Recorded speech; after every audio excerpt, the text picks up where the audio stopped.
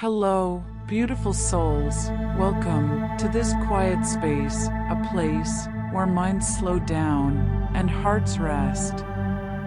Before we begin this gentle, sleepy journey, just a small moment of support. If this meditation brings you calm, comfort, or clarity, please subscribe to the channel, gently tap the like button, and leave a comment to let us know you are here. Your support helps us continue creating these peaceful spaces for your mind, for your heart. Now, there is nothing else you need to do, nothing to think about. Let's begin. Close your eyes now and slowly settle into a comfortable position. Take a gentle breath in and slowly breathe out. Let your shoulders relax, let your jaw loosen, and allow your whole body to feel heavy. The Andromeda Galaxy, which is also referred to by astronomers as Messier 31 or M31, is a spiral galaxy located approximately 2.5 million light-years from Earth, positioned within what scientists call the local group of galaxies.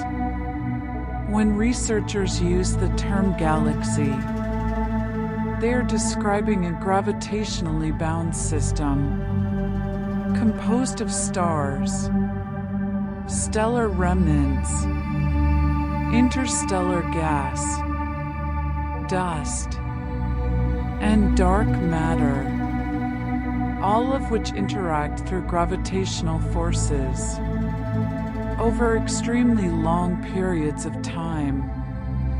Galaxies are not single objects, but rather collections of matter that move together through space.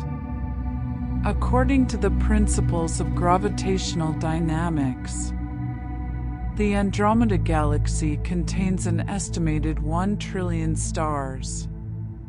Though this number represents an approximation based on luminosity measurements and mass calculations, rather than a precise count, these stars exist at various distances from the galactic center, distributed throughout structures that include the central bulge, the disk, the spiral arms, and the extended halo that surrounds the visible portions of the galaxy.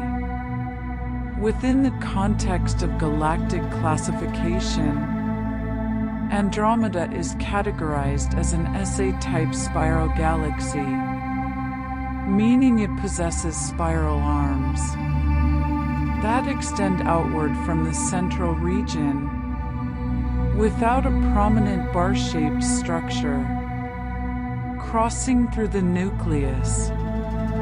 The classification system used by astronomers was developed to describe the morphological features of galaxies based on their appearance in observational data.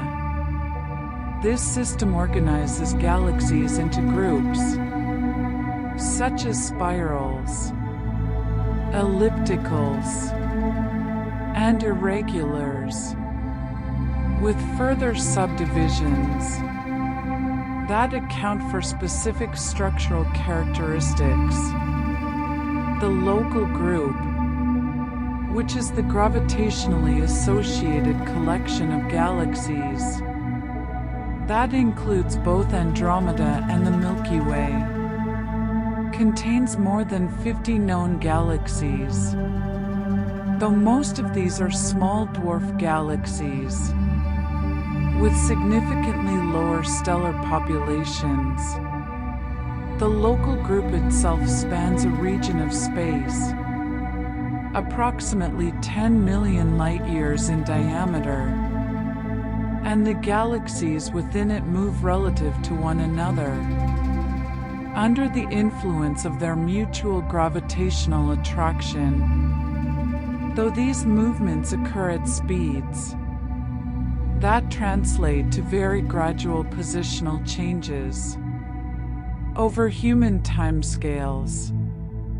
Andromeda is treated by astronomers as a dynamic stellar system rather than a static object, because all of its component parts are in constant motion, though this motion occurs at rates that are imperceptible without long-term observation or careful measurement of stellar positions and velocities.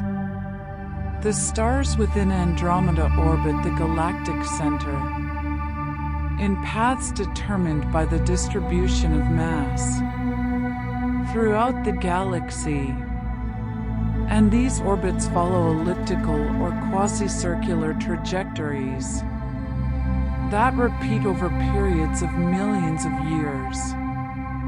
The orbital period of a star depends on its distance from the galactic center, with stars located farther from the center taking longer to complete a single orbit than those positioned closer in.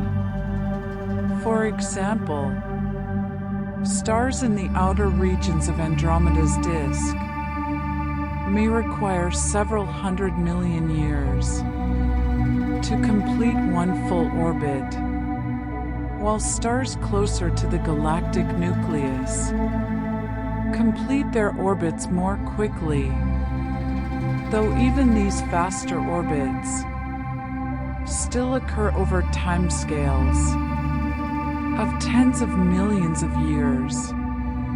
Galactic time operates according to scales that differ fundamentally from human perception of time, as the physical processes that govern galactic evolution unfold over periods measured in millions or billions of years. When astronomers describe changes in galactic structure, they are typically referring to processes that accumulate gradually through the repeated interaction of gravitational forces with the matter distributed throughout the galaxy. A star's position within a spiral arm, for instance, does not remain fixed over cosmic time, but the star's movement from one region of the galaxy to another occurs so slowly that the galaxy's overall appearance remains relatively stable when observed over periods of thousands or even millions of years. This is because the timescales required for significant structural change in a galaxy are comparable to the age of the galaxy itself, which in Andromeda's case is estimated to be roughly 10 billion years, based on measurements of stellar populations and chemical composition. The structures within Andromeda change very slowly over millions of years because the forces that drive these changes act continuously, but with relatively small magnitude when compared to the total mass and spatial extent of the galaxy. Gravitational forces, which govern the motion of all matter in the galaxy, produce accelerations that are distributed across vast distances and enormous quantities of mass. As a result, the effects of these forces accumulate gradually rather than producing rapid or sudden changes.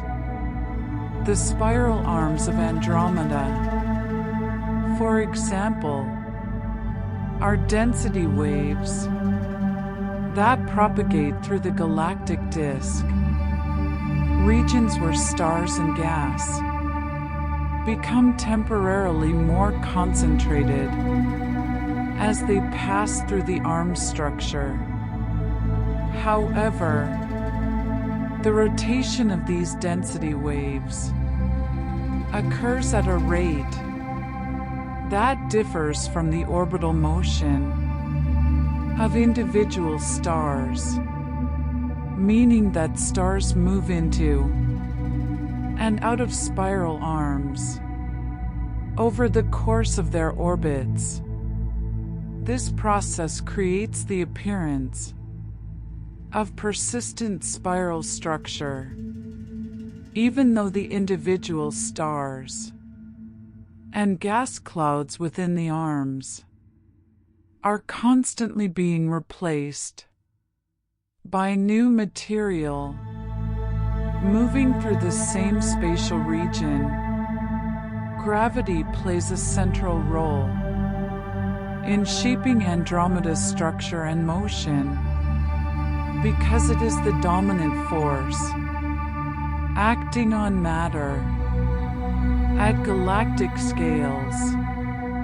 The gravitational attraction between different parts of the galaxy determines how matter is distributed and how it moves over time. The central bulge of Andromeda contains a supermassive black hole with a mass estimated to be approximately 100 million times the mass of the Sun, and the gravitational influence of this black hole affects the motion of stars in the innermost regions of the galaxy.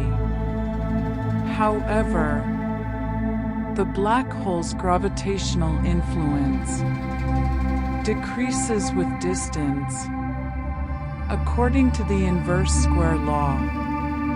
So stars located farther from the galactic center are primarily influenced by the combined gravitational pull of all the other matter distributed throughout the galaxy, rather than by the central black hole alone. The total gravitational potential of the galaxy, which represents the combined effect of all matter, including stars, gas, and dark matter, creates a force field that keeps the galaxy bound together and determines the paths that stars follow as they orbit the galactic center. Stars within Andromeda move steadily through space, following orbits that are determined by their current position and velocity, as well as by the gravitational field they experience in the galactic disk. Stars generally follow roughly circular orbits around the galactic center. Those small deviations from perfect circularity are common and result in slight variations in the distance between a star and the galactic center over the course of an orbit. Stars in the halo, which is the spherical region surrounding the disk, follow more elongated and randomly oriented orbits that can carry them far above or below the plane of the disk before they fall back toward the central regions. Under gravitational attraction, the velocities of stars in the disk typically range from approximately 200 to 250 kilometers per second relative to the galactic center. Though these velocities produce orbital periods measured in hundreds of millions of years, because of the enormous distances involved, the motion of stars is continuous and steady, with no abrupt changes in direction or speed, unless a star passes very close to another star or dense object, an event that is rare because the average distance between stars is extremely large compared to stellar sizes. Galactic rotation is slow, repetitive, and stable because the gravitational forces that drive this rotation are constant over long periods, and because the distribution of mass in the galaxy changes only gradually. The rotation curve of Andromeda, which is a graph showing how orbital velocity varies with distance from the galactic center, reveals that stars at different radii rotate at similar speeds, despite being at different distances from the center. This pattern, which is also observed in other spiral galaxies, including the Milky Way, indicates the presence of dark matter distributed throughout the galaxy in a roughly spherical halo that extends well beyond the visible disk.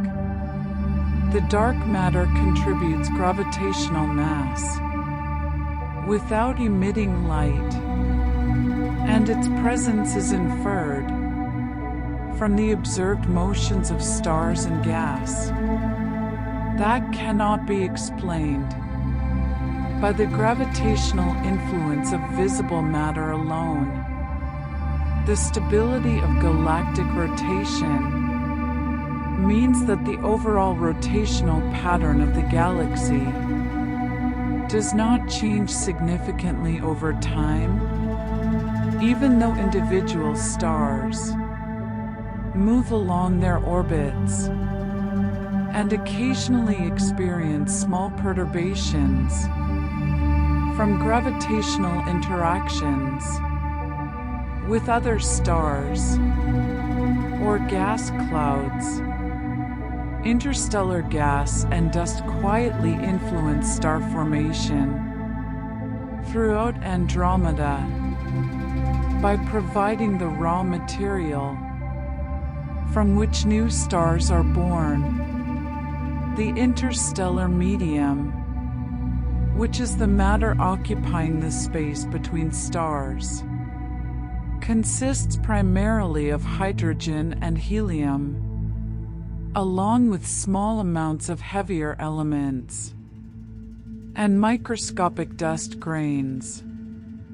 This material is distributed unevenly throughout the galaxy, with higher concentrations occurring in the spiral arms and in certain regions of the disk where gravitational forces or previous stellar activity have compressed the gas When a region of the interstellar medium becomes sufficiently dense, gravitational collapse can begin, leading to the formation of a protostellar core that gradually accumulates more material from its surroundings. The process of star formation is relatively slow by human standards, typically requiring hundreds of thousands to millions of years for a protostar to accumulate enough mass to begin nuclear fusion in its core and become a main sequence star. The rate of star formation in Andromeda is estimated to be approximately 1 solar mass per year, meaning that the galaxy produces new stars with a combined mass equal to that of the Sun, roughly once per year on average, though this rate represents an average over large regions and long time periods, rather than a uniform or constant process. The movement of matter between spiral arms occurs gradually as stars and gas clouds orbit the galactic center and periodically pass through the regions of enhanced density that define the spiral arm structures. When material enters a spiral arm, it experiences a slight increase in gravitational attraction due to the higher local density, which can slow its motion slightly and cause it to spend more time within the arm before eventually emerging from the other side. Gas clouds that enter spiral arms may be compressed by the increased gravitational forces and by encounters with other gas clouds. And this compression can trigger star formation if the cloud becomes dense enough to collapse under its own gravity. The newly formed stars then continue to orbit the galactic center according to their individual velocities and positions, and over time they drift away from the spiral arm where they formed. This process creates the appearance that spiral arms are sites of active star formation, which is generally true, though the stars themselves do not remain permanently within the arms, but rather move through them as part of their ongoing orbital motion. Most stellar motion in Andromeda occurs gradually and continuously, because stars are influenced primarily by the smooth, large-scale gravitational field created by the distribution of mass throughout the galaxy, rather than by sudden or localized forces.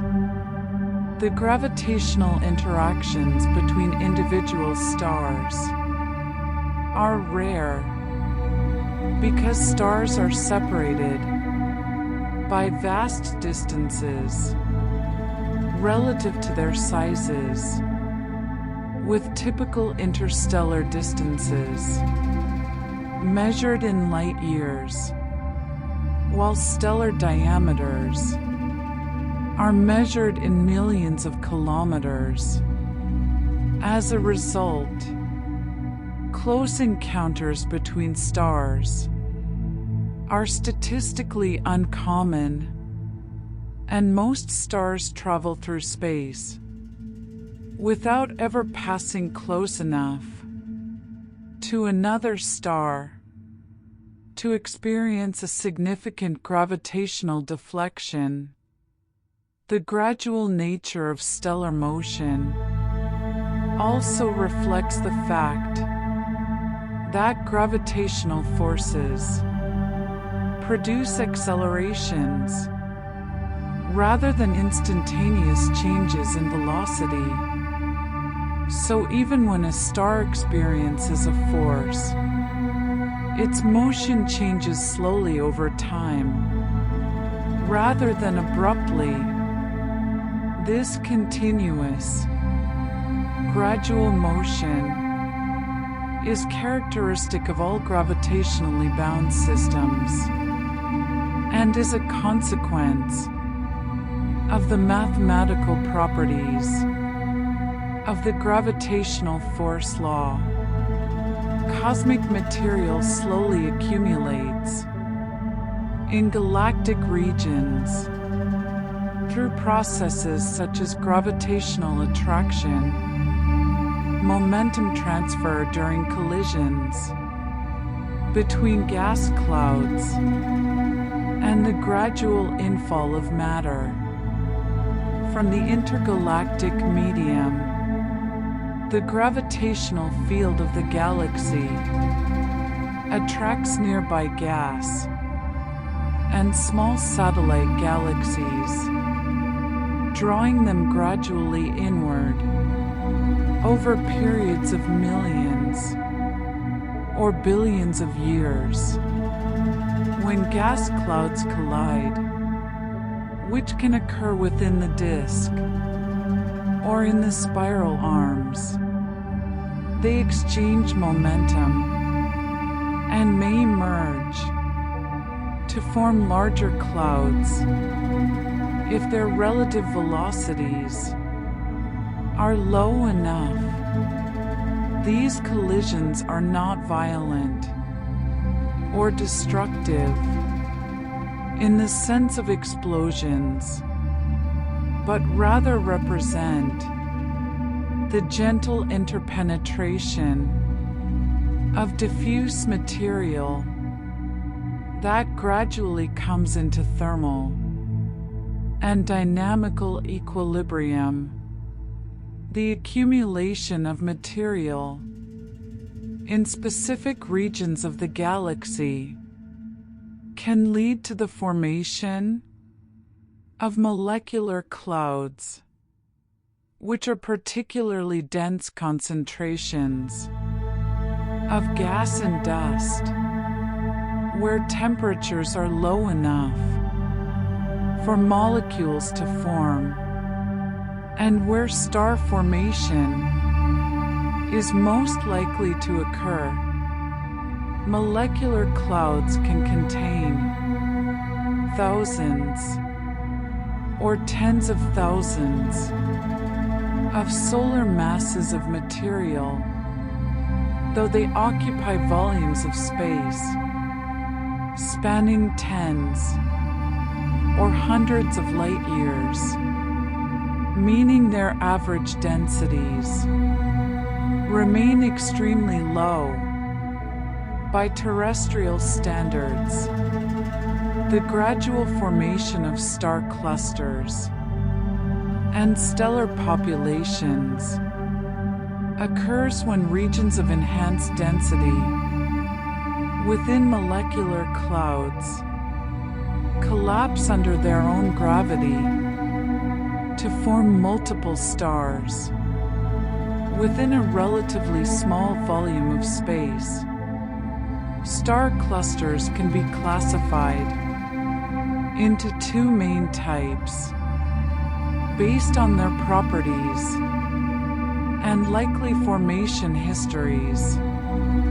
Open clusters, also called galactic clusters, are loose associations of stars that typically contain hundreds to thousands of members and are found primarily within the galactic disk, particularly in or near spiral arms. These clusters form from single molecular clouds, and the stars within them share similar ages and chemical compositions because they formed from the same initial material. Globular clusters, by contrast, are much more densely packed, spherical collections of stars containing tens of thousands to millions of members, and these clusters are found primarily in the galactic halo. Globular clusters in Andromeda are generally very old, with ages approaching the age of the galaxy itself, and they orbit the galactic center on highly elongated paths that can carry them far from the disk. The formation of both types of clusters is a gradual process that reflects the slow accumulation and collapse of material under gravitational forces. Galactic activity in Andromeda is usually low intensity and prolonged because the energy sources that drive galactic phenomena are distributed over large volumes and operate continuously over long periods, rather than producing brief, intense bursts of activity. The supermassive black hole at the center of Andromeda, for example, accretes matter from its surroundings at a relatively slow rate, producing modest amounts of radiation compared to the most active galactic nuclei observed in other galaxies. The rate of star formation in Andromeda, while significant in absolute terms, is modest when normalized by the galaxy's total mass or stellar population, indicating that most of the gas in the galaxy is not actively forming stars at any given time, but rather exists in a relatively quiescent state between episodes of collapse. Supernovae, which are the explosive deaths of massive stars, occur in Andromeda at a rate estimated to be approximately 1 per century on average. But this rate represents a statistical average over the entire galaxy, and the actual temporal distribution is irregular, despite the energetic nature of individual supernovae. Their effects on the galaxy as a whole are limited because the energy they release, while enormous on stellar scales, is small compared to the total gravitational binding energy of the galaxy. Radiation and energy move slowly through interstellar space because the interstellar medium is extremely diffuse, and photons can travel long distances without being absorbed or scattered. When a star emits light, the photons travel outward in all directions at the speed of light. which is approximately 300,000 kilometers per second. However, the distances between stars are so large that even at this speed, light requires years to travel from one star to another. Light from the center of Andromeda, for example, requires approximately 25,000 years to reach the outer edges of the galaxy's disk, and light from Andromeda as a whole requires approximately 2.5 million years to reach Earth. Within the interstellar medium, photons can be absorbed by atoms or dust grains, which then re-emit the energy as lower energy photons or thermal radiation.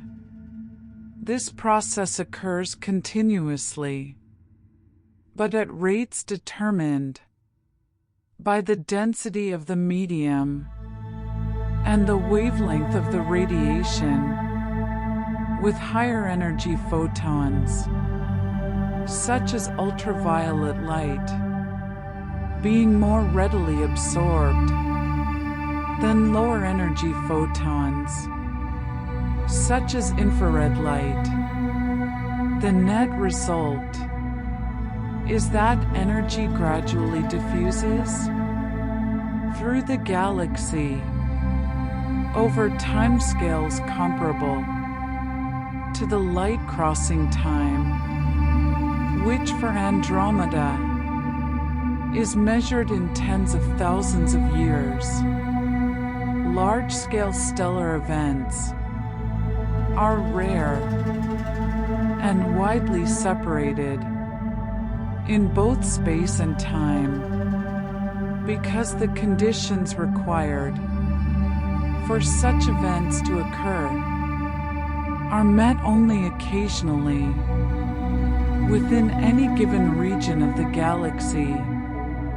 Supernovae, for instance, result from the deaths of massive stars with initial masses greater than approximately 8 times the mass of the Sun. These massive stars are relatively uncommon because the initial mass function, which describes the distribution of stellar masses at the time of formation, strongly favors lower mass stars over higher mass stars. Additionally, massive stars have much shorter lifetimes than lower mass stars, typically living for only a few million years before exhausting their nuclear fuel and exploding, compared to tens of billions of years for the lowest mass stars. As a result, the number of massive stars available to explode at any given time is limited, and supernovae are correspondingly rare. The spatial distribution of supernovae is also non-uniform, with most occurring in the spiral arms or other regions of active star formation, where massive stars are preferentially born. Similarly, stellar collisions, which might occur more frequently in very dense stellar environments, such as the cores of globular clusters, are extremely rare. In the disk of the galaxy, where stellar densities are much lower, galactic ecosystems maintain long-term balance through a variety of feedback mechanisms that regulate the rates of star formation, energy dissipation, and matter cycling. When stars form, they emit radiation and stellar winds that can heat and disperse nearby gas, suppressing further star formation. In their immediate vicinity, massive stars, in particular, produce strong stellar winds and large amounts of ultraviolet radiation that can ionize surrounding gas and create expanding bubbles of hot, low-density material. When these massive stars eventually explode as supernovae, they inject energy and momentum into the interstellar medium, further dispersing gas and enriching it with heavy elements synthesized in the stellar interior. And during the explosion itself, these processes, collectively referred to as stellar feedback, tend to regulate the overall rate of star formation by limiting the amount of cold, dense gas available for collapse. At the same time, gas that has been heated and dispersed by stellar feedback eventually cools and can accumulate again in dense regions where it may form new stars, creating a cycle of star formation, feedback, and gas recycling that operates over timescales of tens to hundreds of millions of years. This balance is not perfect or static, and local variations in conditions can lead to periods of enhanced or suppressed star formation in different regions of the galaxy, but the overall system tends toward a quasi-steady state in which the average rate of star formation and the average properties of the interstellar medium remain roughly constant over long periods. The biological relevance of processes occurring in galaxies is distant and minimal from the perspective of life as it exists on Earth, because the environments within galaxies, except for the narrow zones around certain types of stars where planets might support life, are extremely hostile to biological systems. The interstellar medium is characterized by extremely low densities, extremely low temperatures, and extremely high levels of ionizing radiation from various sources, including stars, supernova remnants, and cosmic rays. These conditions are incompatible with the biochemical processes that underlie life on Earth, which require liquid water, relatively stable temperatures, protection from radiation, and a supply of chemical energy and nutrients, even within regions where stars exist. Only a small fraction of stars are likely to host planets with conditions suitable for life, and the vast majority of space within a galaxy consists of the empty or nearly empty regions between stars.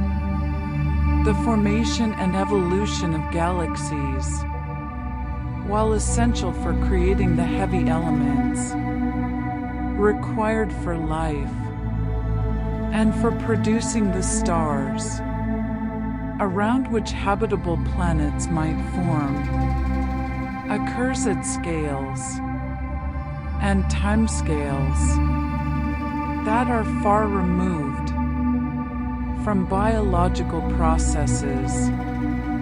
Matter cycles through stars over long cosmic timescales through a process that begins with the gravitational collapse of interstellar gas to form new stars, continues through the nuclear fusion of light elements into heavier elements within stellar cores, and concludes with the return of processed material to the interstellar medium through stellar winds, planetary nebulae, or supernovae.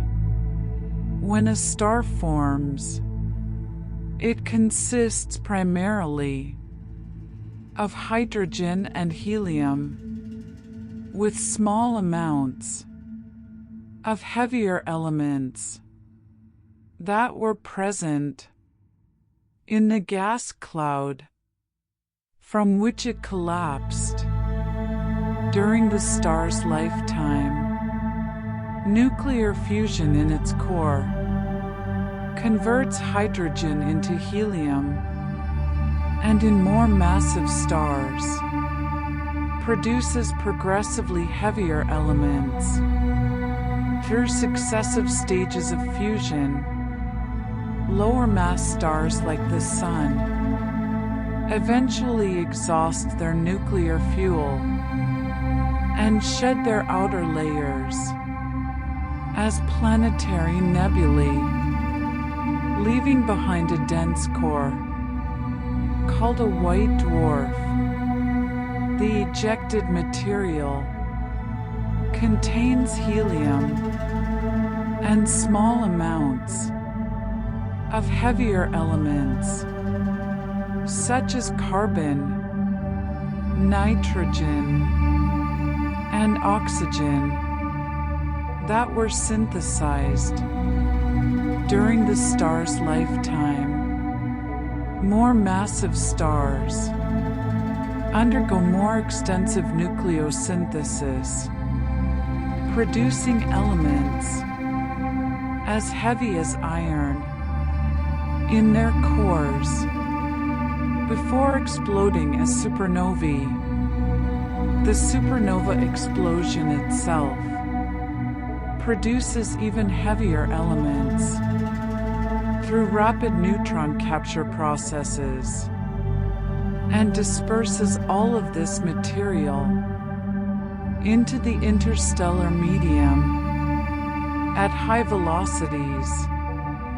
Over time, this enriched material mixes with the existing interstellar gas and becomes incorporated into new generations of stars, gradually increasing the overall abundance of heavy elements in the galaxy. Most of Andromeda is dark, cold, and stable because the vast majority of the galaxy's volume is occupied by interstellar space, where matter is extremely diffuse and where temperatures are low. The regions between stars receive little direct heating from stellar radiation because stars occupy only a tiny fraction of the galaxy's volume, and because the intensity of radiation decreases with the square of the distance from the source. As a result, the temperature of the interstellar medium in regions far from hot stars or other energy sources can be as low as a few tens of kelvins, with some molecular clouds reaching temperatures as low as 10 kelvins or even lower. These cold regions are stable in the sense that they are not undergoing rapid changes in temperature, density, or composition. Those slow processes, such as the gradual accumulation of gas or the passage of shock waves from distant supernovae, can produce changes over very long periods. The term dark refers not to a complete absence of light, but rather to the fact that most of the interstellar medium does not emit significant amounts of visible light because it is too cold and diffuse to produce thermal radiation at visible wavelengths. The dark matter halo that surrounds and permeates the galaxy is also dark in the sense that it does not emit electromagnetic radiation at any wavelength, though it contributes gravitational mass that affects the motion of visible matter. Gravitational influence increases gradually with mass and distance in accordance with Newton's law of universal gravitation, which states that the gravitational force between two objects is proportional to the product of their masses and inversely proportional to the square of the distance between them. In the context of a galaxy, this means that the gravitational influence of any given region of the galaxy on a test particle depends both on the amount of mass in that region and on the distance between the region and the test particle. Regions with higher mass exert stronger gravitational forces, while regions at greater distances exert weaker forces. The total gravitational force experienced by a star or gas cloud at any point in the galaxy is the vector sum of the forces contributed by all other mass in the galaxy, including stars, gas, dust, and dark matter, because mass is distributed throughout the galaxy rather than concentrated at a single point.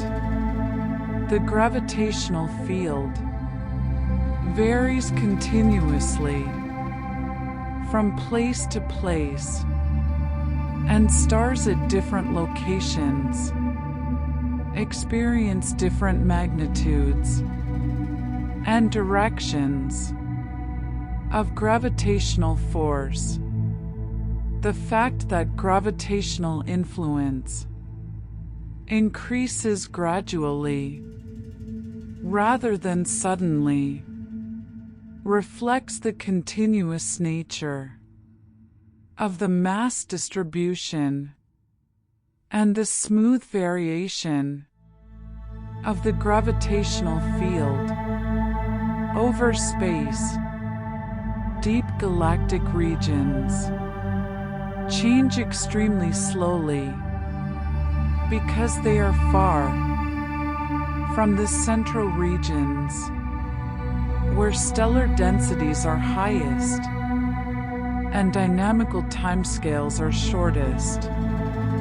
In the outer parts of Andromeda's disk and in the extended halo, the density of stars and gas is much lower than in the inner galaxy, and the orbital velocities of stars, while still substantial in absolute terms, correspond to very long orbital periods because of the large distances involved.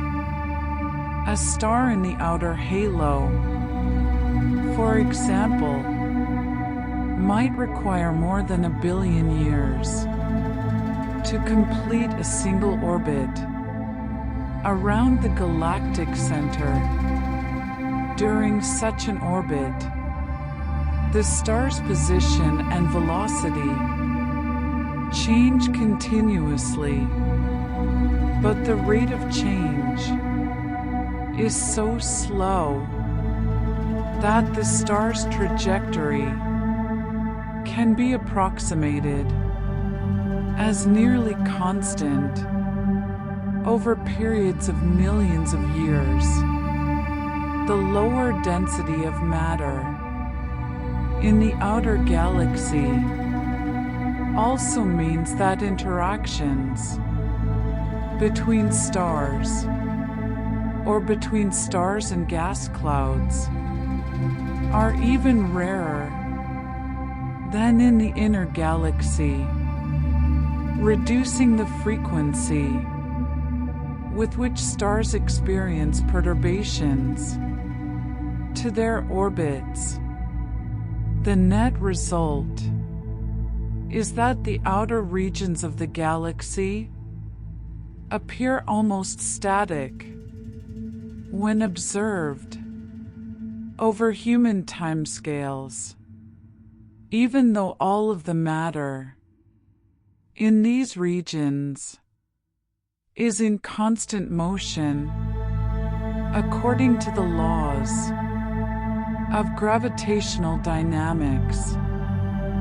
Light travels calmly and efficiently through intergalactic space because the matter density in the regions between galaxies is even lower than in the interstellar medium, meaning that photons can travel for millions or billions of light years without encountering an atom or dust grain that might absorb or scatter them.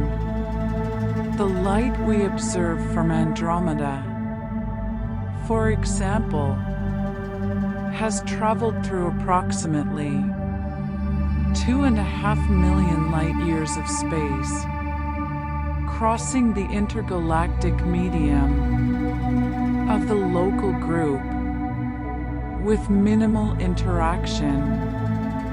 The expansion of the universe, which causes distant galaxies to recede from one another, has a negligible effect on light from Andromeda because the relative velocity between Andromeda and the Milky Way is dominated by their mutual gravitational attraction rather than by cosmological expansion. In fact, observations indicate that Andromeda and the Milky Way are approaching each other at a velocity of approximately 110 kilometers per second, meaning that the distance between the two galaxies is gradually decreasing over time. This motion will eventually lead to a collision and merger between the two galaxies, though this event is not expected to occur for approximately 4 billion years. And even then, the collision will be a slow process, occurring over hundreds of millions of years, during which individual stars will rarely, if ever, collide with one another because of the large distances between stars relative to their sizes. Andromeda appears still, despite constant motion, because the angular scale of changes in the positions of stars or other features of the galaxy as viewed from Earth is extremely small due to the enormous distance between Earth and Andromeda. The proper motion of stars within Andromeda, which is the apparent angular motion of stars across the sky due to their actual velocities, is far too small to be detected over human lifetimes, even with the most sensitive instruments. Similarly, changes in the brightness or color of stars within Andromeda due to evolutionary processes occur so slowly that they are imperceptible without long-term monitoring. Over decades or centuries, the overall structure of the galaxy, including the positions and shapes of the spiral arms, also appears constant because the timescales for structural evolution are measured in millions of years, far longer than the period over which humans have been observing the galaxy with telescopes. This appearance of stillness is common to most astronomical objects viewed from Earth and reflects the combination of large distances and slow intrinsic changes characteristic of cosmic systems. Small physical forces accumulate over cosmic timescales to produce significant changes in galactic structure and evolution, because even very weak forces, when applied continuously over millions or billions of years, can cause large cumulative effects. The gravitational force between two stars, for example, is typically extremely small because stars are far apart and have masses that, while large in absolute terms, are small compared to the total mass of the galaxy. However, repeated gravitational encounters between a star and many other stars over the course of billions of years can alter the star's orbit substantially, causing it to gain or lose energy and to change its trajectory within the galaxy.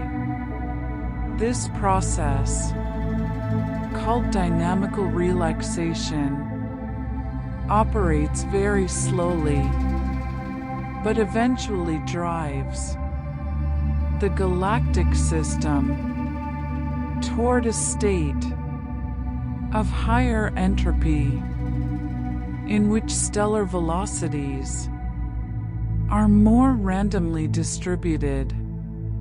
Similarly, the slow loss of orbital energy due to interactions with gas clouds or with the tidal field of the galaxy can cause stars to gradually spiral inward toward the galactic center. Though this process also occurs over extremely long timescales, the accumulation of small forces is a fundamental principle in galactic dynamics and explains how galaxies can evolve significantly over their lifetimes, despite the weakness of individual interactions. Large-scale galactic change is almost always slow because the dynamical timescales associated with galactic systems are determined by the time required for matter to cross the galaxy or to complete an orbit, and these timescales are measured in hundreds of millions of years. The crossing time for Andromeda, which is the time required for a hypothetical particle to travel from one side of the galaxy to the other at the typical orbital velocity, is approximately 100 million years. The orbital period for stars in the disk, as mentioned earlier, is also on the order of hundreds of millions of years. These long timescales reflect the vast spatial extent of the galaxy, combined with the finite velocities at which matter can move under gravitational forces, because the fundamental timescale for galactic dynamics is so long. Processes that depend on multiple orbits or multiple crossings, such as the redistribution of angular momentum through gravitational interactions, or the gradual merging of stellar systems, require billions of years to complete. This slow pace of change is characteristic of all large gravitational systems and is a direct consequence of the weakness of gravity compared to the enormous masses and distances involved. Repetitive orbital motion creates long-term stability in galactic systems because stars following regular, predictable orbits remain bound to the galaxy and do not escape into intergalactic space unless they acquire sufficient energy through interactions with other stars or structures.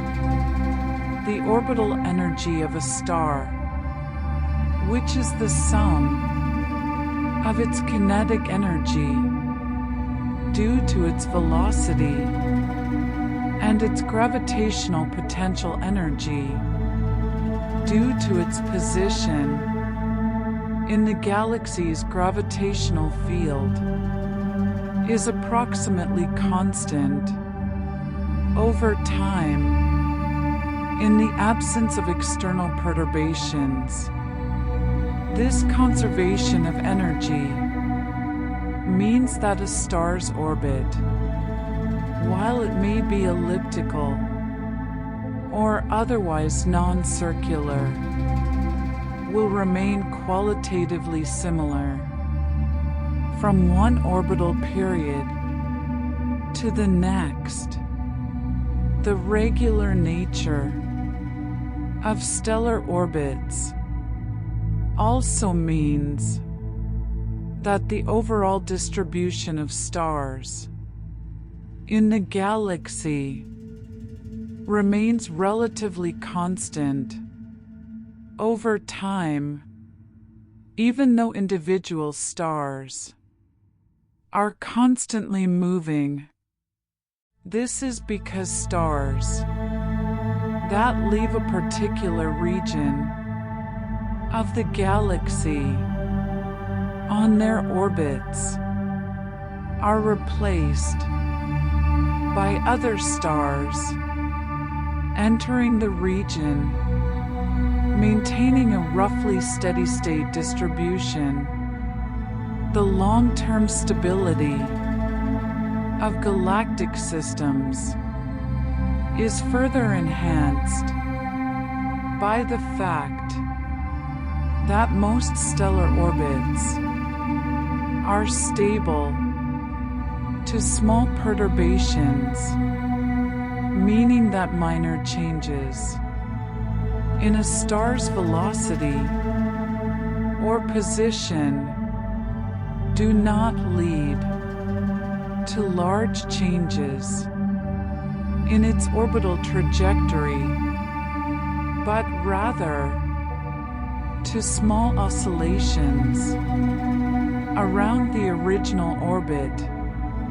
Galactic systems tend toward equilibrium because physical processes generally drive systems towards states of maximum entropy or minimum free energy, and these states correspond to configurations in which matter and energy are distributed as uniformly as possible, consistent with the constraints imposed by conservation laws. In the context of a galaxy, Equilibrium typically refers to a state in which the distribution of stellar velocities and positions is time-independent on average, meaning that while individual stars continue to move, the overall statistical properties of the stellar population remain constant. This equilibrium state is approached gradually as stars exchange energy and momentum through gravitational interactions, a process that operates continuously but very slowly. Perfect equilibrium is never achieved in practice because galaxies are not isolated systems and are subject to external influences such as interactions with satellite galaxies, accretion of gas from the intergalactic medium, and tidal forces from nearby galaxies. However, on timescales short compared to the age of the galaxy, galactic systems can be approximately described as being in dynamical equilibrium, meaning that the forces acting on matter are balanced by the motion of that matter in such a way that the overall structure remains stable. The galaxy feels still, despite continuous movement, because the concept of stillness is relative and depends on the reference frame from which motion is observed. From the perspective of an observer within the galaxy, such as a hypothetical observer located in a galactic disk, the motion of nearby stars and gas clouds might be detectable through careful measurement, but the overall structure of the galaxy would appear stable because all of the matter in the observer's vicinity is moving in approximately the same direction and at approximately the same speed. This is analogous to the way that passengers on a smoothly moving train perceive themselves and their immediate surroundings as still, even though they are moving relative to the ground outside. In the case of the galaxy, the train is the local region of the disk or halo in which the observer is located, and the motion is the orbital motion around the galactic center. From an external perspective, such as the viewpoint of an observer in another galaxy or in intergalactic space, the motion of matter within Andromeda would be evident, but even from this perspective, the changes would appear gradual Due to the large distances and long timescales involved, the subjective feeling of stillness that might be experienced by a hypothetical observer within the galaxy is thus a consequence of the relative nature of motion and the fact that large-scale galactic motion is smooth and coherent rather than chaotic or turbulent. Cosmic calm is simply low-rate physical activity measured over timescales that are extremely long by human standards, but that are characteristic of the natural timescales of galactic and cosmological processes. When we describe a region of space or a galactic system as calm, we are indicating that the rate of change of physical quantities such as density, temperature, velocity, or composition is low, meaning that these quantities vary slowly over time. This low rate of change is a direct consequence of the large spatial scales involved and the finite speeds at which matter and energy can move through space. In Andromeda, as in other galaxies, most of the matter, most of the time, is not undergoing rapid or violent changes, but is instead moving steadily along predictable paths determined by gravitational forces.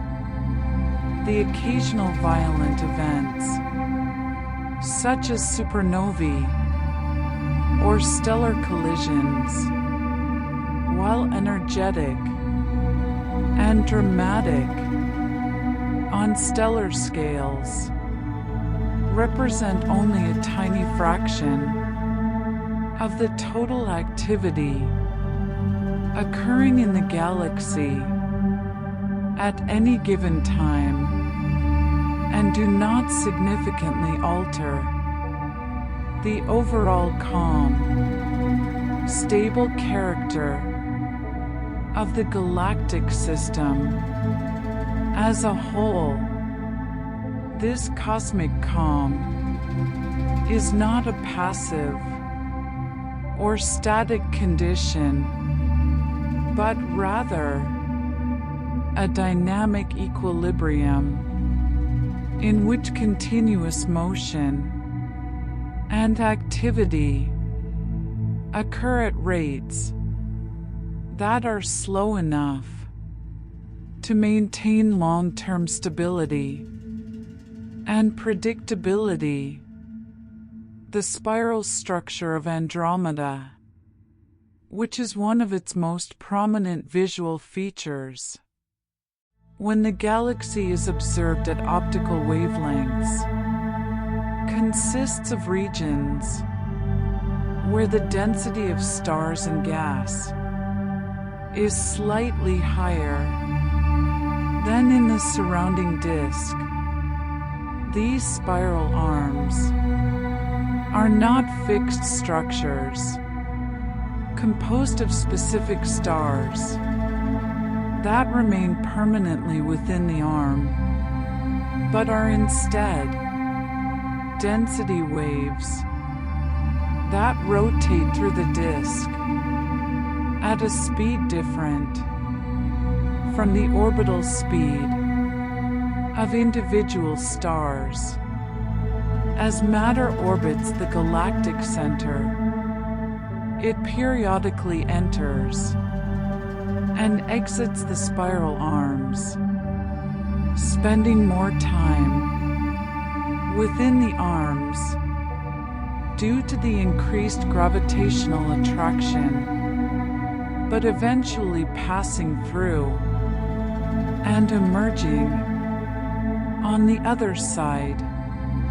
The density enhancement within spiral arms is typically only a factor of 2 or 3 compared to the interarm regions, meaning that spiral arms are not dramatically denser than their surroundings, but rather represent modest concentrations of material.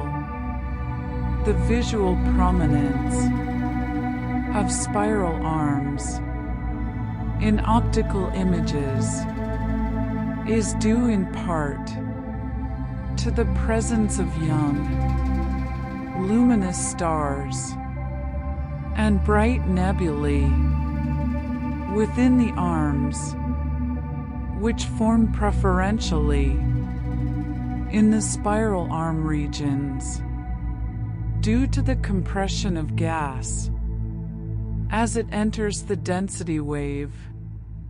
These young stars are much brighter than the older stellar populations that dominate the mass of the galaxy. So even though they represent only a small fraction of the total stellar population, they contribute significantly to the overall brightness of the spiral arms. Over time, as these young stars age and their luminosity decreases, they will become indistinguishable from the general background population of older stars, and new young stars forming in the spiral arms will take their place, maintaining the appearance of bright spiral structure. The rotation of spiral density waves in Andromeda occurs at a rate that is typically slower than the rotation rate of the disk itself, meaning that stars in the inner parts of the galaxy overtake the spiral arms, while stars in the outer parts lag behind. This differential rotation is a consequence of the fact that spiral density waves are global patterns supported by the gravitational interaction of matter throughout the entire disk, rather than being tied to the motion of any particular set of stars. The pattern speed, which is the angular velocity at which the spiral structure rotates, is determined by the mass distribution and gravitational potential of the galaxy, and can be calculated theoretically using models of spiral density wave theory. Observations of Andromeda indicate that the spiral arms rotate with a pattern speed of approximately 15 to 20 kilometers per second per kiloparsec, which is lower than the orbital velocities of stars in most parts of the disk. This means that stars in the middle regions of the disk, where the orbital velocity is highest relative to the pattern speed, will pass through spiral arms relatively quickly, spending only a few tens of millions of years within each arm before emerging into the interarm region. Stars in the outer disk, where orbital velocities are lower, may move more slowly relative to the pattern and spend longer periods within the spiral arms. The gravitational potential of Andromeda, which is the scalar field that describes the gravitational energy per unit mass at each point in the galaxy, determines the forces that act on matter and therefore controls the motion of stars, gas, and dark matter throughout the system. The potential is deepest near the galactic center, where the concentration of mass is highest and becomes shallower with increasing distance from the center.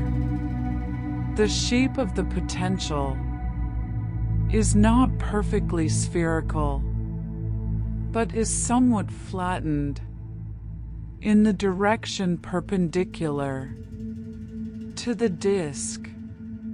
Due to the disk's own mass contribution, this flattening affects the orbits of stars and causes stars in the disk to remain confined to a relatively thin layer, rather than wandering far above or below the disk plane.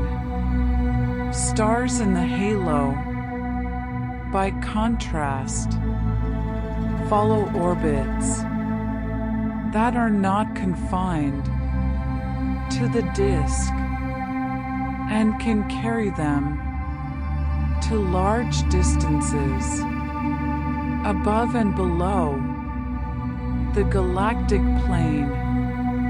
The potential also includes contributions from dark matter, which is distributed in a roughly spherical halo extending well beyond the visible disk.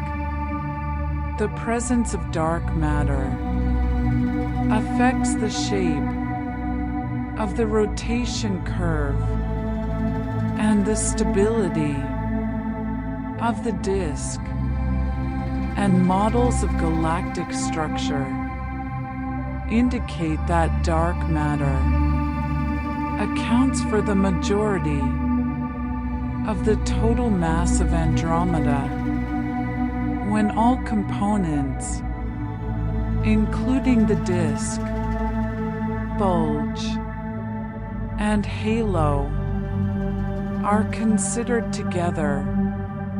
The dark matter content of Andromeda is inferred primarily from observations of the rotation curve and from measurements of the velocities of satellite galaxies orbiting in the outskirts of the system. The rotation curve as mentioned earlier, shows that stars and gas in the outer parts of the galaxy rotate at nearly constant speeds, rather than showing the declining velocities that would be expected if the mass were concentrated primarily in the visible disk and bulge. This flat rotation curve can be explained if a substantial amount of unseen mass is present in a halo surrounding the visible galaxy, with the mass distribution configured such that the gravitational force remains approximately constant with radius, despite the increasing distance from the galactic center.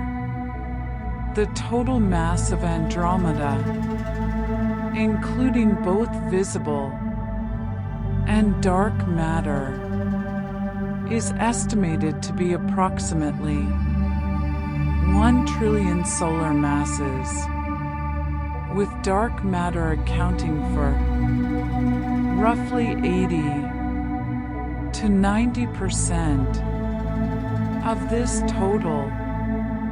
This estimate is based on dynamical models that fit the observed rotation curve and satellite velocities to theoretical mass distributions, though the exact value depends on assumptions about the shape and extent of the dark matter halo. Satellite galaxies orbiting Andromeda provide additional constraints on the galaxy's total mass and dark matter content because their orbital motions are determined by the gravitational pull of Andromeda. More than a dozen satellite galaxies have been identified around Andromeda, ranging in size from small dwarf spheroidal galaxies containing only a few million stars to somewhat larger systems like M32 and M110 that contain hundreds of millions of stars. The velocities of these satellites, measured through observations of the Doppler shifts of their spectral lines, indicate that they are bound to Andromeda and are orbiting the larger galaxy under its gravitational influence. By analyzing the distribution of satellite positions and velocities, astronomers can estimate the mass of Andromeda within the region occupied by the satellites, which extends to distances of several 100,000 light years from the galactic center.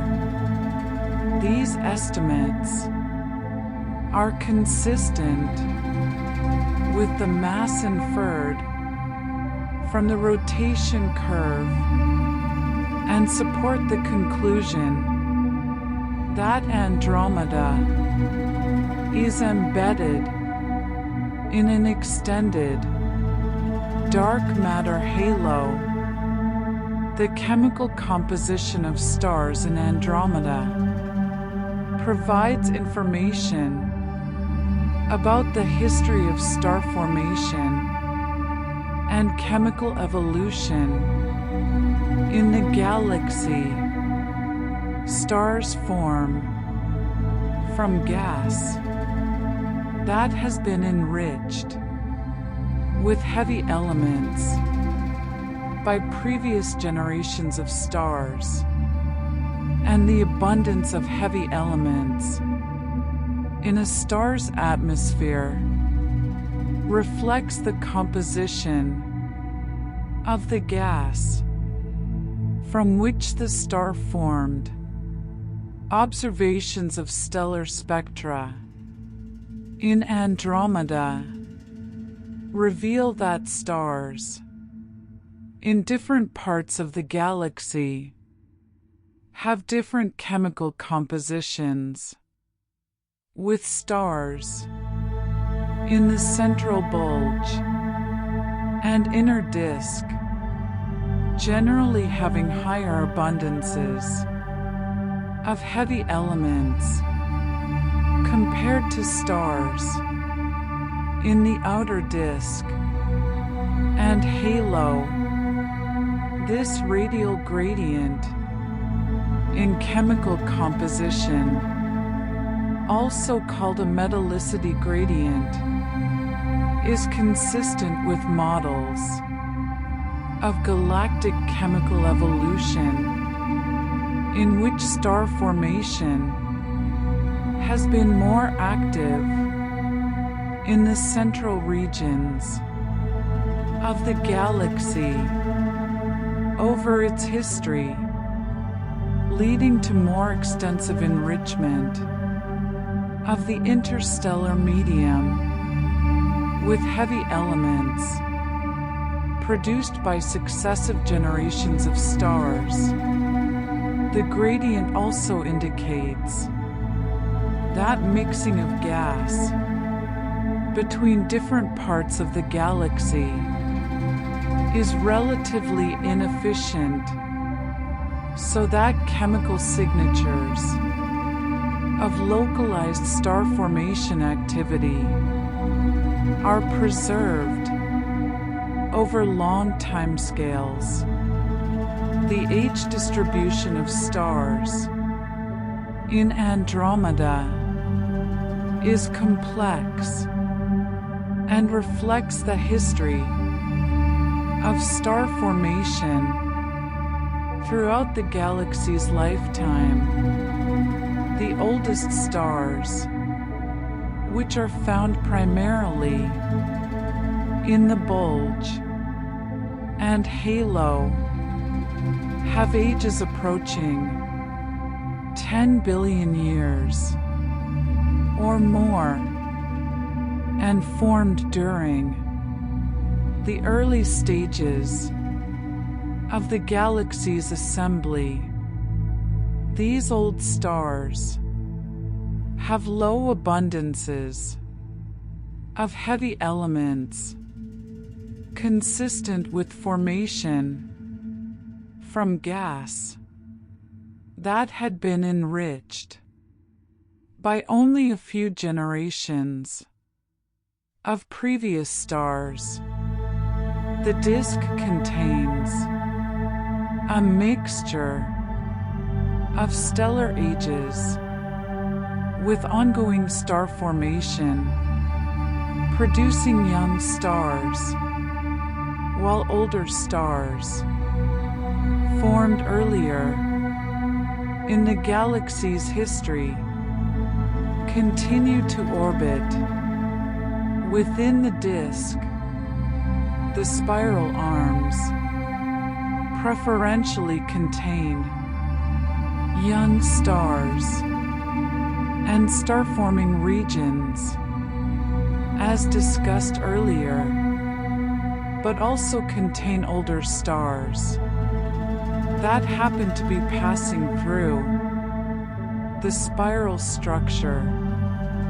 At the present time, observations of stellar populations in Andromeda, using photometry at multiple wavelengths, allow astronomers to estimate the ages of different groups of stars based on their colors and brightness, which depend on stellar temperature and luminosity, and therefore on age and mass. These observations reveal that star formation has occurred continuously in Andromeda over most of its history, though the rate may have varied significantly from epoch to epoch in response to processes such as gas accretion, interactions with satellite galaxies, and internal dynamical evolution. The interaction between Andromeda and its satellite galaxies represents a gradual process of gravitational influence that unfolds over timescales of billions of years. As satellite galaxies orbit Andromeda, they experience tidal forces due to the variation in Andromeda's gravitational field across the spatial extent of the satellite. These tidal forces can distort the shape of the satellite galaxy, stretching it along the direction toward or away from Andromeda and compressing it in the perpendicular directions over many orbital periods. Tidal forces can strip stars and gas from the outer regions of the satellite and deposit this material into the halo of the larger galaxy, a process called tidal stripping.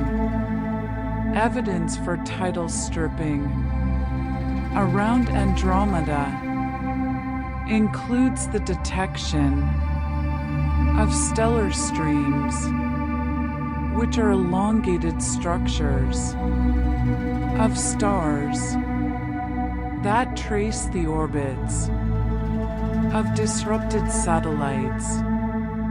These streams can persist for billions of years after the satellite has been completely disrupted, gradually dispersing and mixing with the general halo population as the stars follow their individual orbits around Andromeda.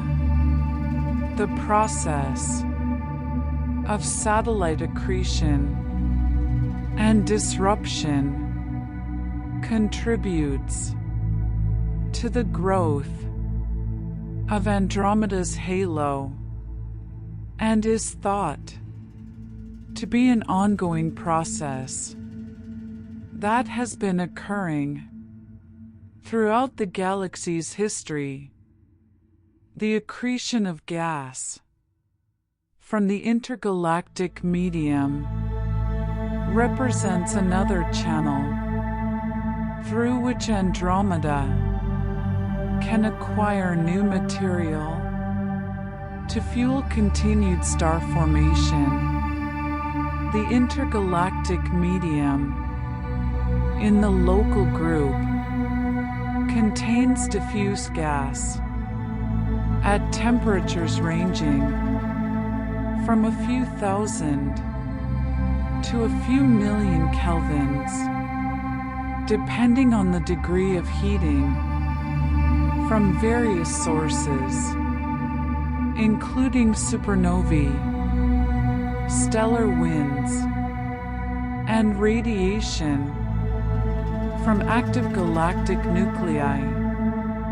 This gas can be gravitationally attracted to Andromeda and can gradually fall onto the disk, though the rate of accretion depends on the gas density in the intergalactic medium and on the hydrodynamical processes that govern the flow of gas onto the galaxy.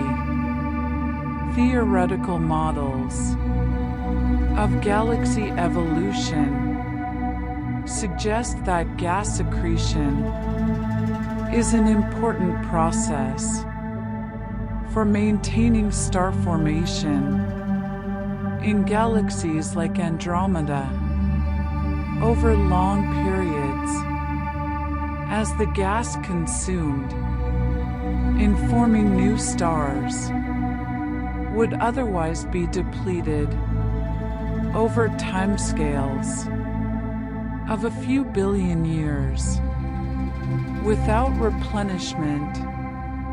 However, the details of gas accretion are complex and depend on factors such as the temperature and ionization state of the intergalactic gas, the presence of magnetic fields, and the effects of feedback from the galaxy itself.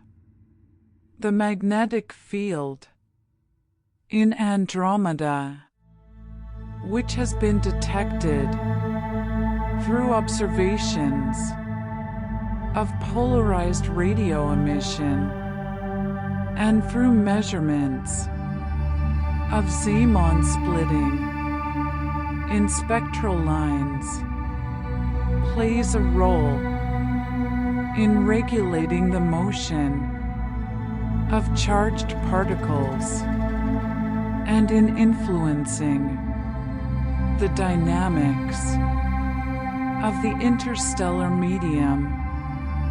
The strength of the magnetic field varies from place to place within the galaxy, with typical values ranging from a few microgauss in the interarm regions to 10 or 20 microgauss in the spiral arms, where the field is compressed along with the gas. These field strengths are very weak compared to magnetic fields familiar from everyday experience, such as the field of a refrigerator magnet, which is millions of times stronger, but they are nevertheless significant for the behavior of ionized gas and for the propagation of cosmic rays through the interstellar medium. The magnetic field is thought to be generated and maintained by a dynamo process in which the motion of ionized gas in the disk, combined with differential rotation and turbulent motions, amplifies weak seed fields into the observed large-scale structure. The dynamo operates continuously over long timescales, maintaining the magnetic field against dissipation due to electrical resistance. In the interstellar medium, cosmic rays in Andromeda are high-energy particles, primarily protons and atomic nuclei, that move through the galaxy at speeds approaching the speed of light. These particles are accelerated to high energies by processes such as supernova shocks, where the expanding blast wave from a supernova explosion can efficiently accelerate a small fraction of the surrounding particles to relativistic speeds. Once accelerated, cosmic rays propagate through the interstellar medium, spiraling around magnetic field lines and scattering off irregularities in the field. The motion of cosmic rays is nearly isotropic, meaning they move in all directions with roughly equal probability, and they can diffuse through the galaxy over timescales of millions of years, gradually losing energy through collisions with gas atoms and through radiation losses.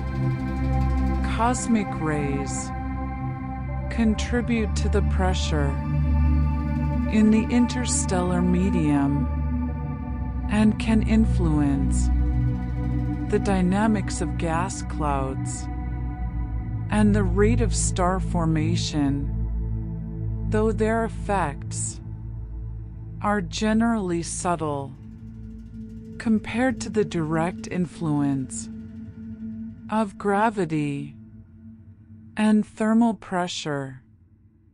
The X-ray emission from Andromeda, which has been observed by X-ray telescopes such as Chandra and XMM Newton, arises from several different components, including X-ray binaries, supernova remnants, and diffuse hot gas.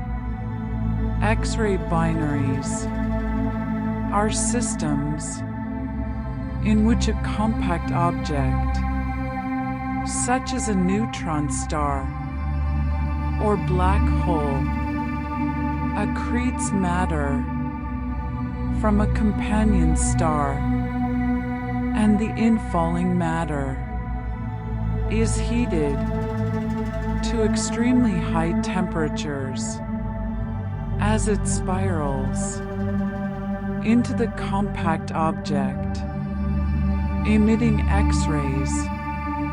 Andromeda contains numerous X-ray binaries distributed throughout the disk and bulge with properties similar to those observed in the Milky Way and other nearby galaxies. Supernova remnants also emit X-rays due to the high temperatures produced when the supernova blast wave shocks and heats the surrounding interstellar medium. The diffuse X-ray emission from Andromeda comes from hot gas in the halo that has been heated to temperatures of a few million kelvins by processes such as supernova explosions and stellar winds, though the exact distribution and properties of this hot gas are still subjects of ongoing research. The future evolution of Andromeda will be significantly affected by its approaching collision with the Milky Way, which is predicted to begin in approximately 4 billion years, based on current measurements of the relative velocity and distance between the two galaxies. The collision will not be an instantaneous event, but rather a prolonged interaction lasting hundreds of millions to billions of years, during which the two galaxies will pass through each other, experiencing tidal distortions and gravitational stirring that will disrupt their original structures. Despite the dramatic nature of this galaxy collision, individual stars within the two galaxies are unlikely to collide with one another because the average distance between stars is so large compared to stellar sizes. Instead, the collision will primarily affect the distributions of stars and gas, causing the two galaxies to lose their distinct identities and eventually merge into a single, larger system, probably an elliptical or lenticular galaxy. The merger process will trigger bursts of star formation as gas clouds are compressed during the collision, leading to the formation of massive star clusters and possibly affecting the activity of the supermassive black holes at the centers of both galaxies. The remnant of the Andromeda-Milky Way merger, sometimes called Milkomeda in speculative literature, will be a large, elliptical galaxy containing the combined stellar populations of both original systems, with most of the gas having been consumed in star formation during the merger or expelled from the system by feedback processes. Beyond these large-scale motions, Andromeda's evolution is also shaped by quieter internal processes operating over vast timescales. Andromeda's long-term evolution is also shaped by subtler internal processes that do not announce themselves through bright explosions or obvious structural upheavals, but that steadily reshape the galaxy's contents and appearance over billions of years. One of the most important of these processes is secular evolution, a term astronomers use to describe gradual changes driven by the galaxy's own rotation, gravitational instabilities, and the slow redistribution of angular momentum, even in a system classified as SA. Unbarred, the disk is not perfectly uniform. Spiral patterns, mild asymmetries, and waves in the stellar and gaseous components can gently funnel gas inward or redistribute stars outward over long timescales. This can thicken the disk, alter the central concentration of stars, and slowly modify the relative prominence of the bulge and inner disk without requiring a major merger or a dramatic external trigger. Another slow but powerful influence is dynamical friction, which affects the motion of massive objects moving through a background of stars and dark matter. When a heavy satellite galaxy or a dense star cluster orbits within Andromeda's halo, it gravitationally perturbs the surrounding matter, creating an overdense wake behind it. This wake exerts a small gravitational pull back on the orbiting object, causing it to lose orbital energy and gradually spiral inward.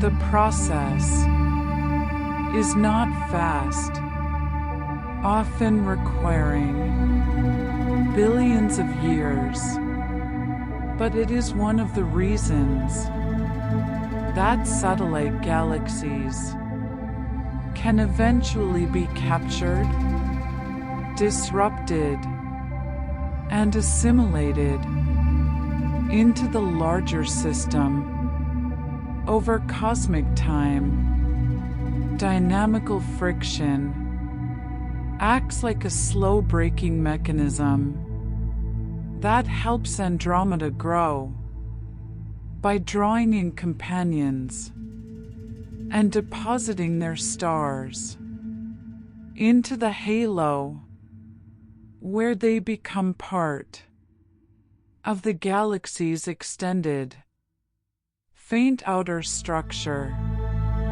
The halo itself is a record of Andromeda's history, written in the motions and chemical signatures of its oldest stellar populations. Unlike the disk, where rotation provides an organized pattern, the halo is a more kinematically mixed environment, containing stars on elongated, inclined, and often highly eccentric orbits. Yet even this apparent randomness has structure. The halo can contain coherent streams and shells, fossil traces of smaller galaxies that were torn apart by tidal forces.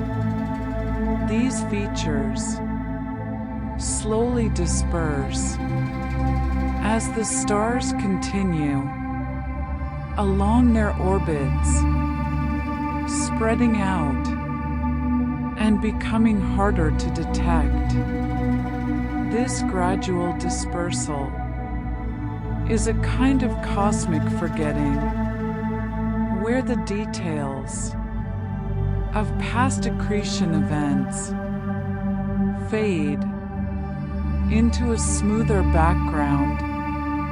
Still, because the timescales for full mixing can be extremely long, especially in the outer halo, some of these signatures can remain visible for billions of years, allowing astronomers to reconstruct pieces of the galaxy's formation story.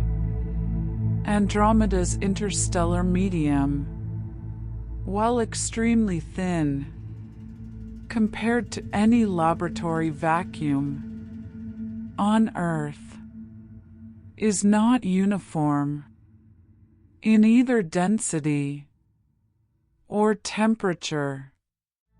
It exists in multiple phases: cold molecular gas in dense clouds, where star formation begins; warmer neutral gas spread through the disk; and hot ionized gas heated by stellar winds and supernova shocks.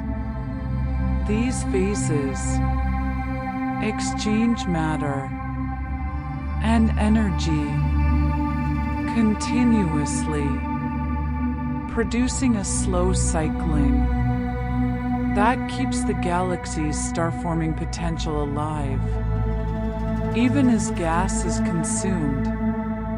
A key point is that star formation is not simply a matter of having gas, but of having gas that can cool, compress, and remain shielded from disruptive heating long enough to collapse.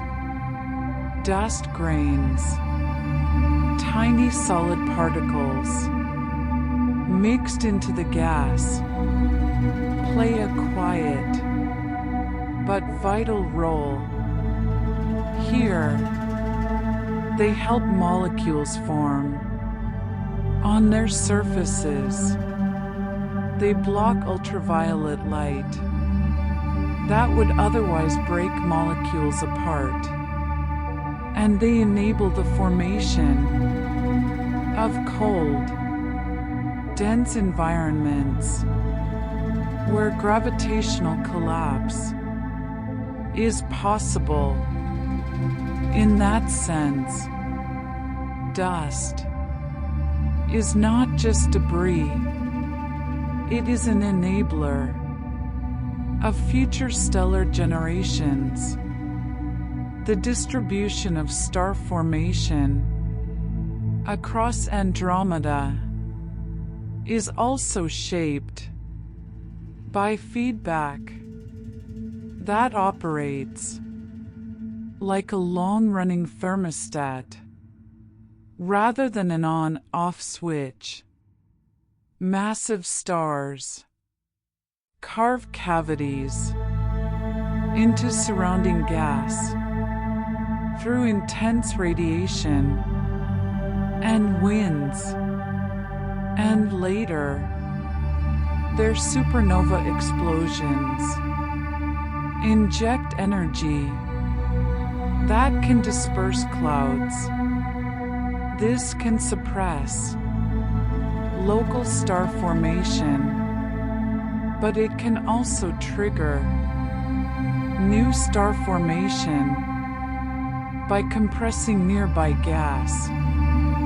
The net effect depends on geometry, timing, and the surrounding density. Over tens to hundreds of millions of years, these local push and pull interactions add up to a galaxy-wide pattern in which star-forming regions appear, fade, and reappear elsewhere, while the overall star formation rate remains moderate. In a galaxy as large as Andromeda, many such regions can be active at once, so the global system looks steady, even though individual sites are transient. The galaxy's visible appearance is also affected by how different stellar populations contribute light. Young, massive stars are brilliant but short-lived, dominating the blue and ultraviolet glow in star-forming regions and along spiral arms. Older stars are far more numerous and contain most of the stellar mass, but they are dimmer per star, contributing more to the smooth, reddish background light of the bulge and disk. This is one reason why spiral arms look so striking in photographs.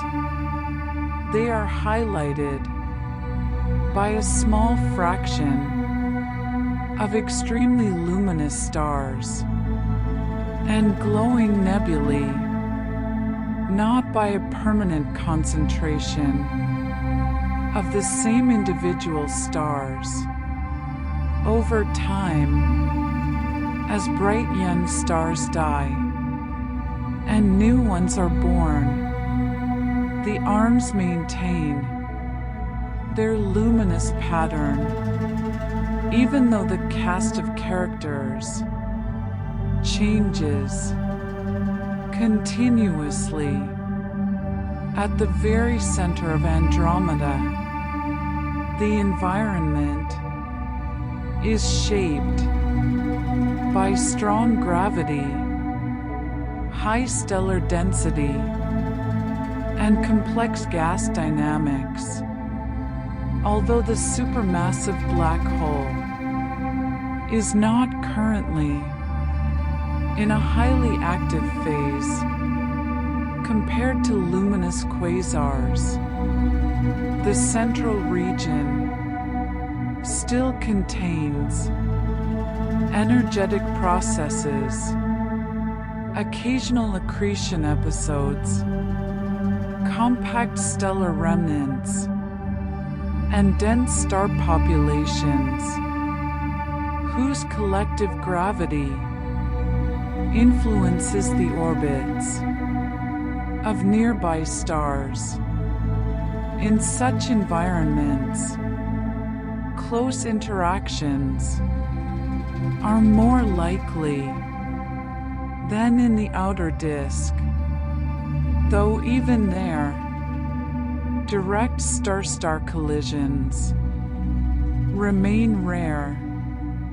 What matters more is the cumulative effect of many small gravitational encounters, which can slowly alter orbits and redistribute energy, contributing to long-term changes in the central stellar structure.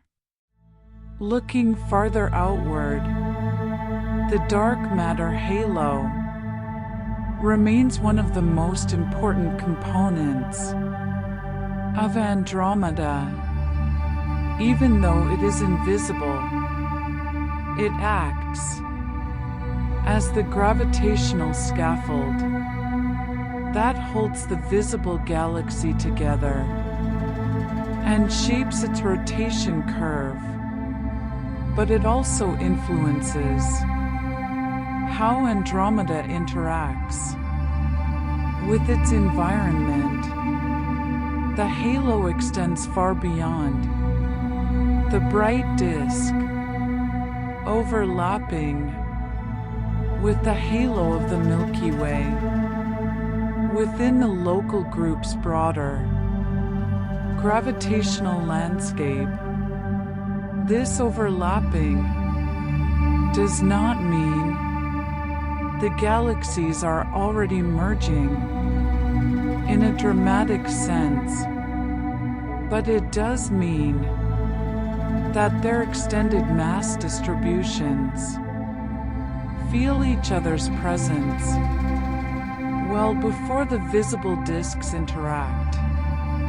Over billions of years, the halos help guide the approach, determining the trajectories and timing of the eventual merger. As Andromeda and the Milky Way draw closer, the earliest stages of interaction will likely involve subtle tidal effects and changes in the outermost structures, long before any spectacular sky-filling collision occurs. When the first close pass happens, tidal forces will stretch and distort both galaxies, pulling out long streams of stars and gas. These streams will be faint, extended arcs rather than dense tails like solid objects, and they will evolve over hundreds of millions of years. Gas, being collisional, will respond differently than stars. It can shock, compress, and lose energy more efficiently, potentially fueling bursts of star formation in some regions, while stripping gas from others. Over time, repeated passes will mix the stellar populations and gradually erase the original spiral structures, producing a more spheroidal remnant. Even then, the end state will not be immediate stillness.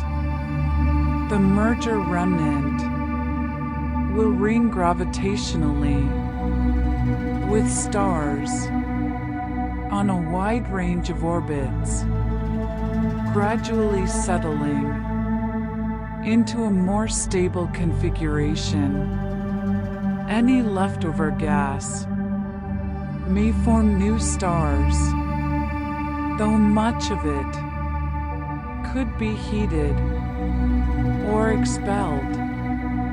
The central black holes may eventually sink toward the new common center through dynamical friction, and, after a long spiral, merge, an event that would release energy primarily in gravitational waves.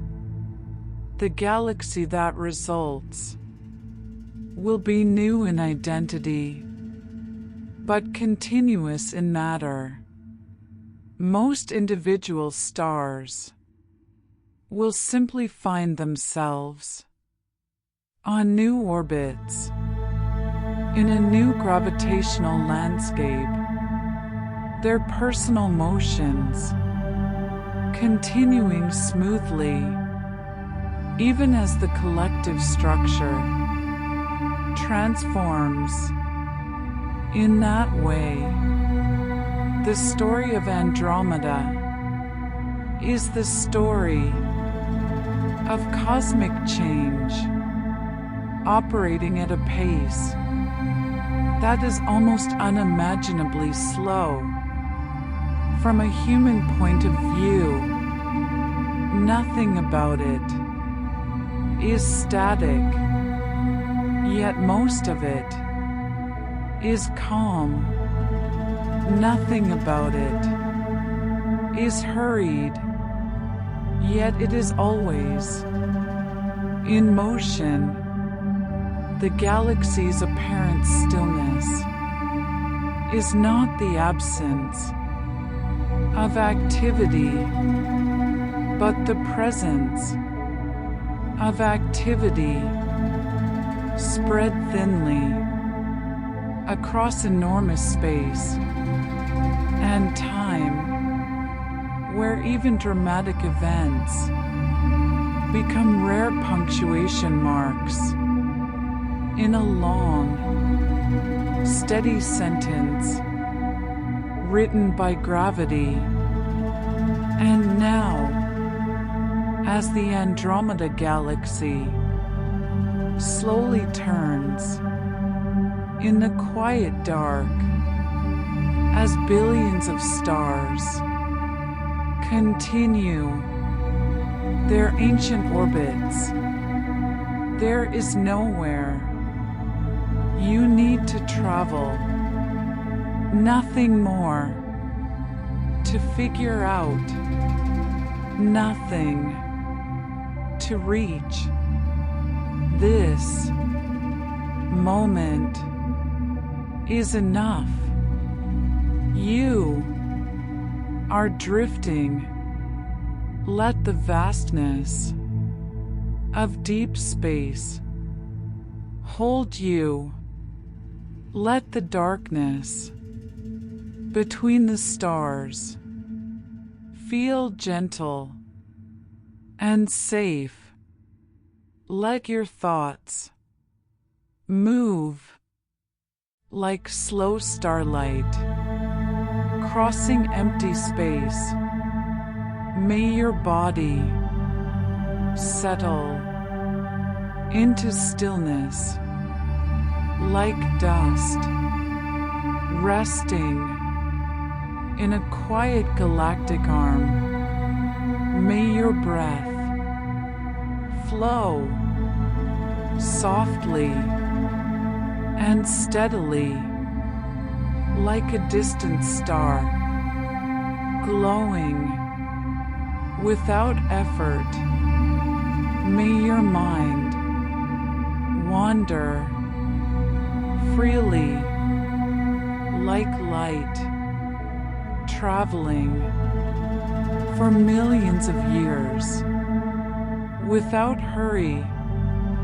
As Andromeda continues its patient rotation, you may drift just as gently into sleep And when morning arrives, may you awaken, rested, grounded, and calm, carrying a quiet sense of cosmic depth.